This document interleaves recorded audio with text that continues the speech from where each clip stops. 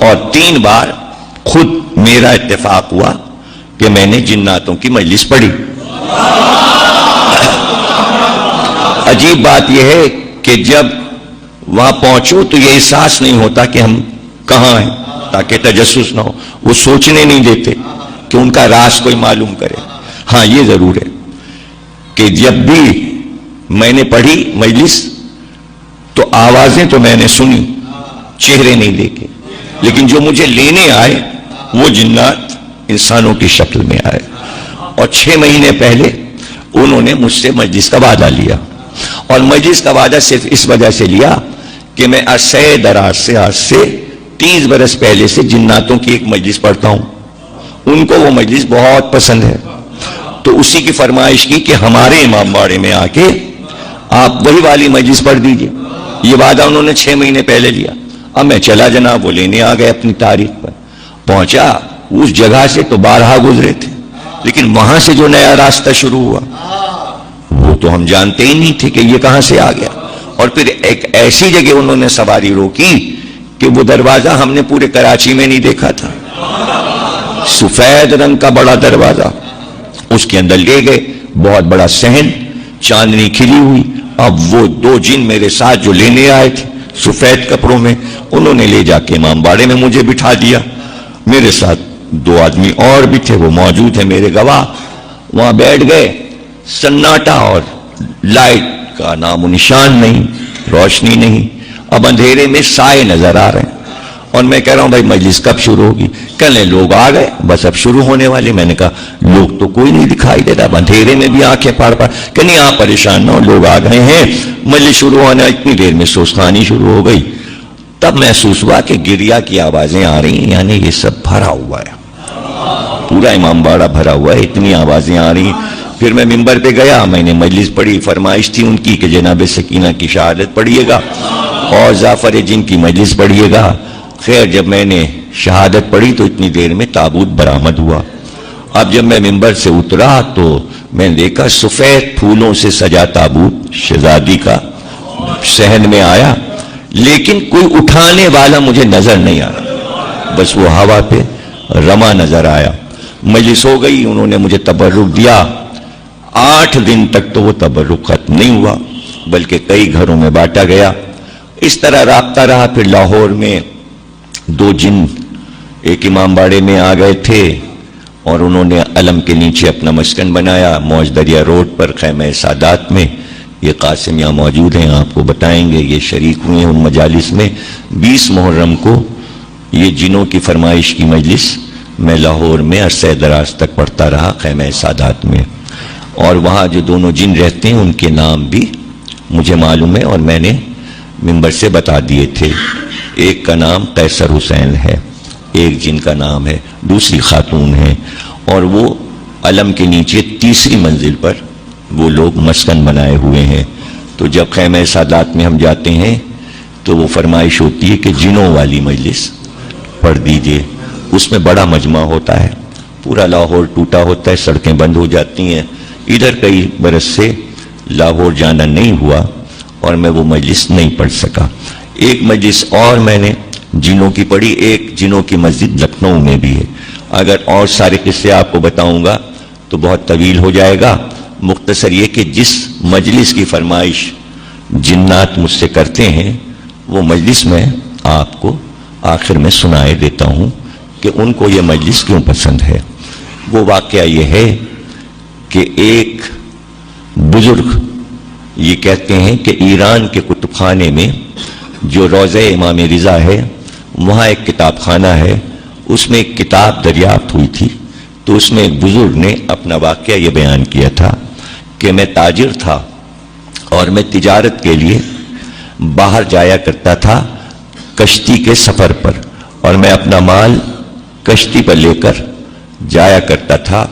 ایک بار واپسی میں طوفان آیا اور طوفان جو آیا تو میری کشتی ٹوٹ گئی اور سب کچھ میرا مال بہہ گیا دریا میں.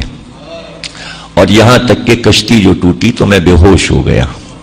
جب مجھے ہوش آیا تو پتہ یہ چلا کہ کشتی کے لکڑی کا ایک تختہ جس پر میں پڑا تھا اس نے مجھے بہا کر کنارے ساحل پہ پہنچا دیا تھا. میری آنکھ کھلی تو صرف آسمان نظر آیا یا سامنے پانی نظر آیا. پیچھے مڑ کر دیکھا تو صحرا نظر آیا. میں بڑا حیران ہوا کہ میں کہاں آ گیا اور کس سرزمین پر آ گیا. کچھ دور اٹھ کر میں چلا تھا کہ ہوا تیز جب آئی تو ایسی ہوا میں نے کبھی محسوس نہیں کی تھی. بہت تیز چل رہی تھی لیکن ہوا میں بہت سی آوازیں میرے کان سے ٹکرائیں. یہ آوازیں رونے کی آوازیں تھیں. چاروں طرف سے چیخنے اور رونے کی آواز آ رہی تھی. میں ڈر گیا, میں سہم گیا, لیکن پھر ہمت کر کے میں آگے بڑھا تو میں نے یہ دیکھا کہ ایک شخص زمین پہ بیٹھا ہے. جب وہ چیخ کر روتا ہے تو اس کے جواب میں کئی ہزار آوازیں چاروں طرف سے رونے کی آتی ہیں.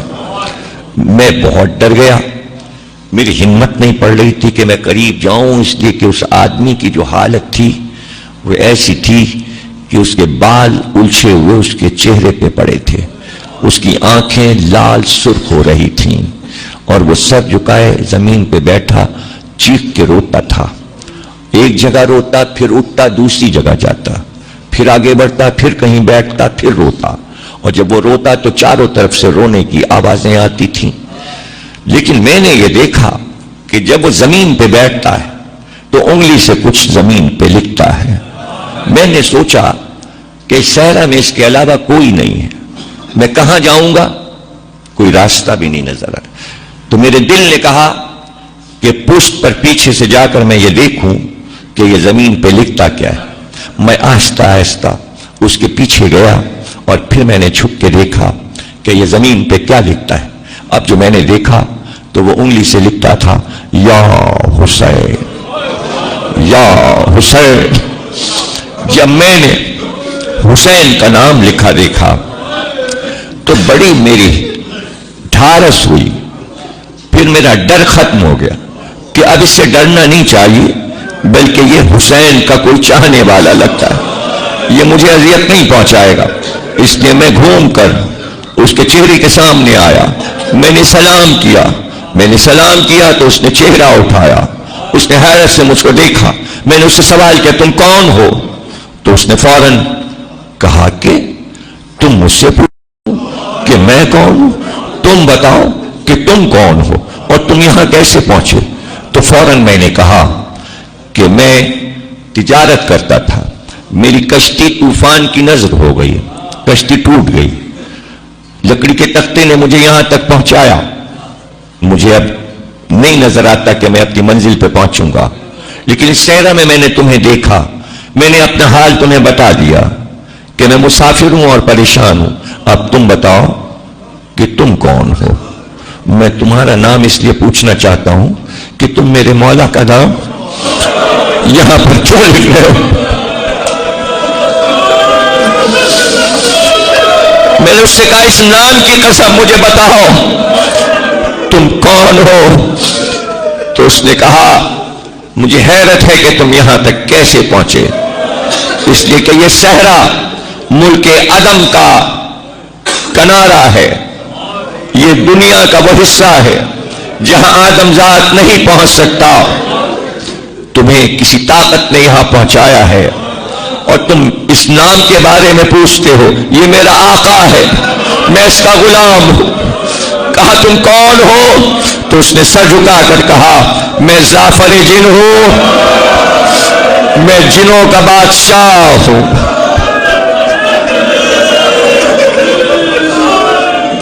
وہ کہتے ہیں کہ اس نے کہا کہ مجھ میں تاب نہیں ہے کہ اب میں وہ دوہرا سکوں. تو میں مایوس ہو گیا کہ اب یہ نہیں بتائے گا. تو بے اختیار میں نے کہا درے دندان رسول کی قسم, مسجد کوفہ میں علی کے شکافتہ سر کی قسم, فاطمہ زہرا کے شکستہ پہلو کی قسم, حسن کے جگر کے 72 ٹکڑوں کی قسم, حسین کے کٹے گلے کا واسطہ مجھے بتا کربلا میں کیا دیکھا.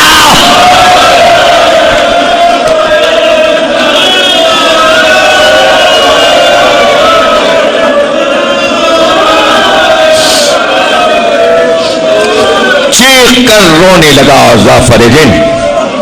جب ہوش آیا اس نے کہا تم نے اتنی قسمیں دی ہیں تو سنو، میرے تاج پوشی کا جشن ہوتا تھا میرے دربار میں، تمام جنات میرے دربار میں حاضر ہوا کرتے تھے۔ جب سے مولا علی نے میرے سر پر تاج رکھا تھا میں ولایت علی کی یاد میں جشن مناتا تھا کہ آج کا وہ دن ہے کہ جناتوں کی حکومت مولا علی نے مجھ کو عطا کی، اس لیے میرے دربار میں سارے سردار اجنہ جمع ہو جاتے تھے اور خوشی کا اظہار ہوتا تھا، اور اس پر دوبارہ میرے سر پہ تاج رکھا جاتا تھا اور میں تخت پہ بیٹھتا تھا۔ اچانک جشن ہو رہا تھا کہ دو جنات میرے ساتھی میرے دربار میں روتے ہوئے داخل ہوئے۔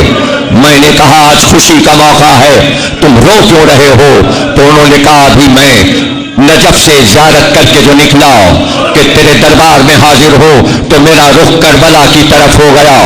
جب میں کربلا سے چلا تو عجیب منظر دیکھا، اے امیر یہ تخت و تاج جس کے صدقے میں ملا ہے، صبح سے اب تک حسین لڑائیوں پہ لڑائیاں لڑ چکے، کتنے لاشیں اٹھا چکے، ارے کچھ پتا ہے فاطمہ زہرا کا باپ کربلا میں تاراج ہو رہا، رسول کا گھر لٹ رہا۔